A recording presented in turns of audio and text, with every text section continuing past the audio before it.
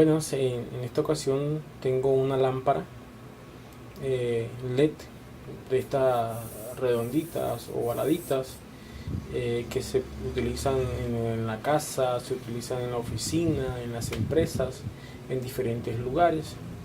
Y muchos de nuestros electrodomésticos, muchos de los aparatos eléctricos que utilizamos funcionan con electrónica, y la electrónica que se aplica a ello pues lo hace bajo unos principios que podemos decir que son universales. Entonces a través de este tutorial quiero enseñarles que una lámpara de esta pues se puede reparar. Vamos a analizar este pequeño circuito, ¿sí?, que es el que se encarga de tomar la corriente alterna y convertirla a una corriente directa para que pueda ser utilizado por los diferentes LED que se encuentran en esta lámpara. Bueno, aquí tenemos una pequeña fuente conmutada, una fuente que es bastante rudimentaria, sencilla. En estos cables vamos a encontrar la tensión de entrada, ¿sí? Y me está diciendo que hay de entrada 129 voltios de corriente alterna, ¿ya? Aquí donde estoy indicando con la punta del multímetro es mi puente rectificador. Está la tensión de entrada al puente, ¿sí?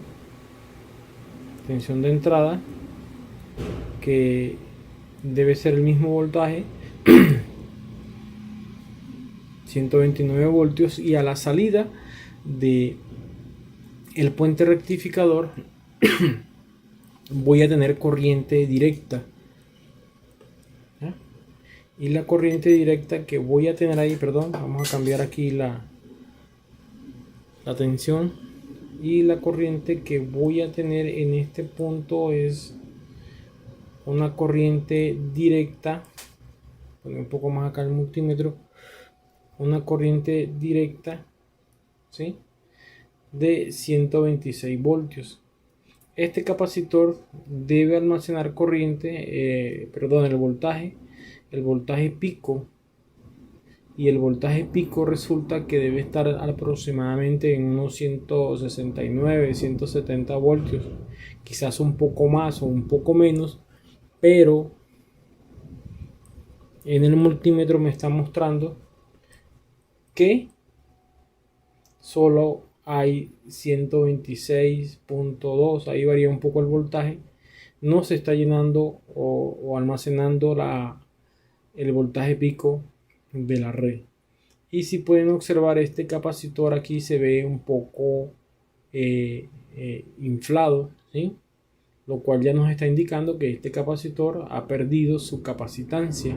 Aquí en esta otra parte debo tener ya la corriente directa que van a utilizar los LED, y en este caso me está diciendo que hay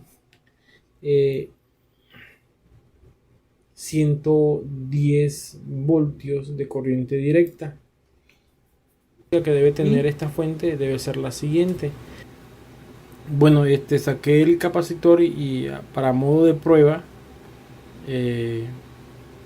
aunque ya sabemos que está malo, para medir su capacitancia, pues miren la capacitancia que nos está dando: 0.289 nanofaradios, cuando realmente la capacitancia debería estar en 22 microfaradios. He conseguido otro capacitor, ¿sí?, de 22 micro, pero a un mayor voltaje. No encontré uno de 400. Se puede colocar a un mayor voltaje,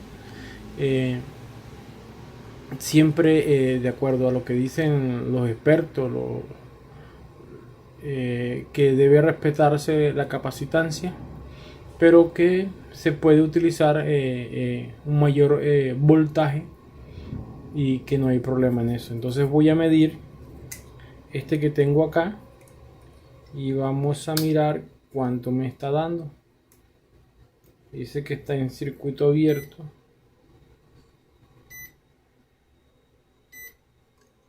Un momento. Listo, ahí lo estoy midiendo y me dice que está en 21.6 microfaradios. Vamos a instalar este condensador y vamos a ver cómo responde la fuente conmutada de esta lámpara LED. Cambié el capacitor que se había dañado, coloqué este con 22 microfaradios a 450 voltios y quiero mostrarle lo siguiente.